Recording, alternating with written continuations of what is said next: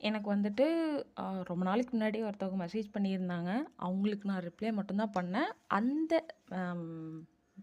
மெசேஜோட question என்ன அப்படின்னா வந்துட்டு 3/4 கேஜி ஆஃப் கேக் ரேட் வந்து 500னா 3/4 கேஜினா என்னன்னு சொல்லுவாங்க? 3/4 கிலோன்னு சொல்லுவோம். 3/4 கிலோ கேக் வந்துட்டு 500 அப்படின்னா 1 கேஜி ரேட் எவ்வளோக்கா அப்படின்னு சொல்லிட்டு என்கிட்ட கேட்டிருந்தான். அதை மொபைல் கால்குலேஷன் பண்ணி காமிங்க அப்படின்னு வந்துட்டு அவன் சொல்லியிருந்தான். ஓகேவா? இப்போ நான் என்ன பண்ணுறேன்னா 500ரூவான்றது 4ல் 3 பங்கோட விலை கரெக்டா? அப்போது நான் என்ன பண்ணலாம்? ஃபஸ்ட்டு 500-ஐ 3ஆல் டிவைட் பண்ணலாமா? 3ஆல் டிவைட் பண்ணனா எனக்கு என்ன கிடச்சிரும்?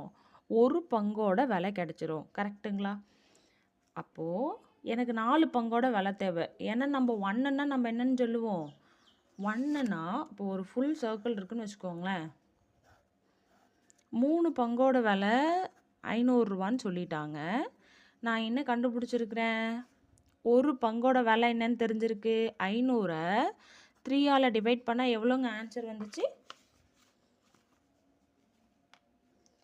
166.667 நம்ம ரவுண்ட் அப் பண்ணிக்கலாம். ஓகேவா?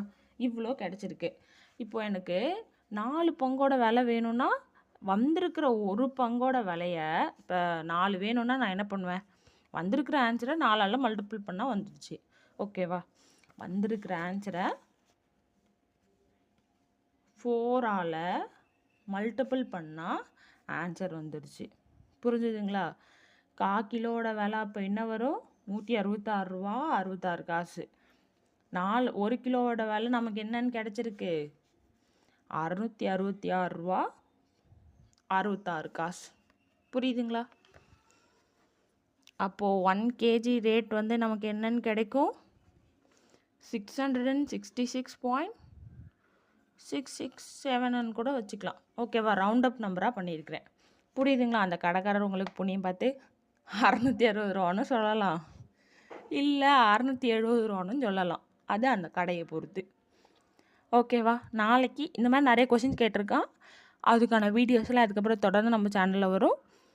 சேனலை சப்ஸ்கிரைப் பண்ணிவிட்டு பாருங்கள்.